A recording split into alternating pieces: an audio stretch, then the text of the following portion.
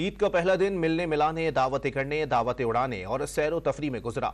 रात के लिए खाना कौन बनाए? ईद की रात खाना घर पर खाने के बजाय अवाम ने पेट पूजा करने के लिए फूड स्ट्रीट का रुख किया और बिरयानी, पुलाव, कढ़ाई, टिक्के बोटी के खूब मजे उड़ाए। ईद का दिन दावतों और मौज मेले में गुजरा, जिसके बाद रात का खाना बाहर खाया गया। फूड स्ट्रीट आबाद हो गयी। इस्लामाबाद में शहरी अहले खाना के हमरा मनपसंद खानों के लिए फूड पॉइंट्स पहुँचे और लजीज खानों से खूब लुत्फ अंदोज हुए। खवातीन ने बताया, सारा दिन मिलने मिलाते और घूमते रहे, अब खाने के लिए आए हैं। रावल डैम के फिर उधर से घूमते फिरते इधर आए हैं खाना खाने बच्चों के साथ। कराची में शहरियों ने ईद के रात घर पर खाने के बजाय फूड स्ट्रीट को तरजीह दी। किसी ने कढ़ाई और निहारी के मजे लिए, किसी ने कबाब और टिक्का बोटी उड़ाई, तो कोई बिरयानी का दिलदादा निकला। बाज लोग खाना पैक करवा कर ले गए। होटल मालकान का कहना था कि ईद पर रश तो होता ही है, हर किस्म की डिश दस्तियाब है। बहुत रश लगा हुआ है, पार्सल भी ले जाते हैं लोग, खाते भी यहाँ पे। पिशावर के शहरी तो दीवाने ही नमकीन पकवान के हैं। ईद के पहले रोज रात को लजीज पकवानों से दो हाथ करने के लिए होटलों पर पहुँचे।